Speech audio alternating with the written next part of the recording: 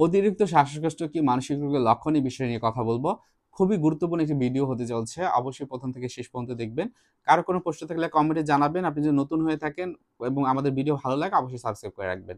অতিরিক্ত শ্বাসকষ্ট এই বিষয়টি দুটি হেলথের সাথে সংশ্লিষ্ট।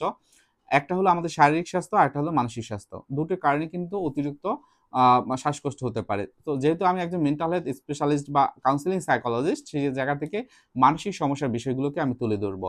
অবশ্যই আপনার ভিতরে যদি এরকম হয় যে ফিজিওলজিক্যাল কারণে, সেক্ষেত্রে অবশ্যই একজন ফিজিশিয়ান আপনাকে দেখাবেন। কি, কি কারণে অতিরিক্ত শ্বাসকষ্ট হতে পারে সেই বিষয়টি নিয়ে আমি যদি বলতে চাই, ১ম এই বলব অ্যাংজাইটি ডিসঅর্ডার। অ্যাংজাইটি ডিসঅর্ডার একটি মানসিক রোগ। এই অনেকে বলেন যে আমার অ্যানশাস, আমার উদ্বিগ্ন লাগে, আমার মানসিক চাপ লাগে। এটা কিন্তু স্বাভাবিকভাবে সবারই লাগে। এগুলো কিন্তু মানসিক রোগ না।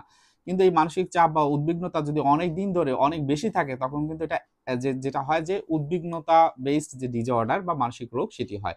এখন এই ক্ষেত্রে কি হয়, তার ভিতরে শুধুমাত্র এক কথায় বলে দিলেই হলো না যে তার ভিতরে শুধু ভয় কাজ করে, অহেতুক ভয়। দেখা যাচ্ছে সে কোনো কাজই করতে পারে না।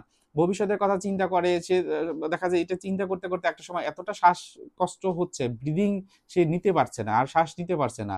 দম বন্ধ হয়ে আসছে। মনে হয় কেউ তার বুকের উপরে কিছু দিয়ে আ আ চেপে ধরেছে। এই ধরনের লক্ষণগুলোর কথা কিন্তু আপনারা বলেন। তারপর যেটা হয় যে প্যানিক ডিসঅর্ডার। আপনারা অনেকেই জানেন প্যানিক ডিসঅর্ডার ক্ষেত্রে কি হয়। যখন অ্যাংজাইটির পরিমাণটা অনেক বেশি বেড়ে যায় এবং এটা যখন আ আ আ কি বলে যে সঠিকভাবে চিকিৎসাটা না করা হয়, একটা সময় এটা প্যানিক অ্যাটাকের আ হয়ে থাকে। সেক্ষেত্রে কি হয়, ওই ব্যক্তি দেখা যায় যে অনেক সময় সেন্সলেস হয়ে যায় এবং তার ভয়টা আসলে কি নিয়ে সেটি সে অনেক সময় বুঝতে পারে না ওই মুহূর্ততে। তার শুধু ফিলিংটা হয়, অস্বস্তি ফিলিং হয় এবং অস্থিরতা তার ভিতরে কাজ করে। দেখা যায় সেন্সলেস হয়ে যায়। ১ মিনিট থেকে ১ ঘন্টা পর্যন্ত সে কিনা সেন্সলেস হয়ে পড়ে আছে। সো এই বিষয়টা কিন্তু অ আ আ এই যে শ্বাসকষ্ট হওয়ার সম্ভাবনা থাকে। তারপর হলো স্ট্রেসের কথা বলা হয়। এই যে স্ট্রেসটা কিন্তু কম বেশি সবার থাকে। আপনার আছে, আমার আছে। কিন্তু কখন এটা বেশি হয়? অনেক সময় দেখা যায় যে বাসাতে গেলাম, বিভিন্ন রকমের চিন্তা বাসাতে নিয়ে গেলাম। গিয়েই দেখলাম অন্য আরেকটা সমস্যা আমার চোখে পড়ল। যখনই পড়ল তখন আমি আরো স্ট্রেস আউট হয়ে গেলাম। তখন দেখা গেল যে আমার পার্টনারের সাথে আমার রেগে গেলাম। এবং এটা দিয়ে দেখা যায় খুব বড় রকমের একটা সমস্যা তৈরি হলো। তো এই ক্ষেত্রে কি হয়? এই যে স্ট্রেস বা মানসিক চাপের কারণে কিন্তু আমার অনেক সময় হয়তোবা বুক ধড়ফড় করে, শ্বাসকষ্ট হয় এবং দ্রুত শ্বাস নেওয়ার প্রবণতা বেশি কাজ করে। ডিপ্রেশনের কথা বলব, বিষণ্ণতা পরে নিয়ে আসছি। কারণ এর আগে যেগুলা বললাম এগুলো সবগুলো স্ট্রেস বেসড, যেটা আ ১ম দিকে হয়তো দেখা যায় যে শরীরে আসে না অতটা। কিন্তু যখন ভালোভাবে চিকিৎসা না নেওয়া হয় তখন এটা শরীরে চলে আসে। তখন শুধু বুক ধড়ফড় না, মাথা গরম হয়ে যাওয়া, অন্যের সাথে সম্পর্ক টিকিয়ে রাখা সেটা সম্ভব হয় না। পেটে ব্যথা হয়, পিঠে ব্যথা হয়। বিভিন্ন জায়গায় দেখা যায় পেট খারাপ থাকে। আইবিএস এর যে লক্ষণগুলো সেগুলো কিন্তু তার ভিতরে চলে আসে। এখন বিষণ্ণতার কথা বলা হয়েছে, এটা তো আপনারা জানেন, ইতিমধ্যে আপনারা জেনেছেন। তো যাদের ভিতরে বিষণ্ণতা হয় তাদের ভিতরে ফ্ল্যাশব্যাক হয়। অর্থাৎ অতীতের কোনো চিন্তা হঠাৎ করে মাথায় আসে।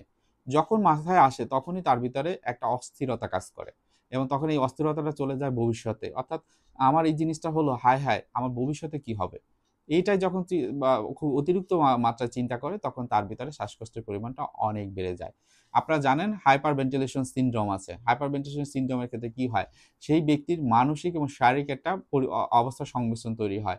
এতে দেখা যায় যে তার যেমন শ্বাসকষ্টটা অনেক বেশি বেড়ে যায় এবং এটা যদি প্রপার ওয়েতে হয়তোবা আপনি ব্রিথিং এক্সারসাইজ করতে পারেন ইনস্ট্যান্টলি, দেখবেন খুব ম্যাজিকের মতো কাজ করে। যদি না করা যায় বা খুব বেশি হয়, সেক্ষেত্রে তাকে দেখা যায় ওই সময়টায় যে ইমিডিয়েট যে মেডিকেল যে ইনস্ট্রাকশন সেই অনুযায়ী তাকে চালাতে হয়।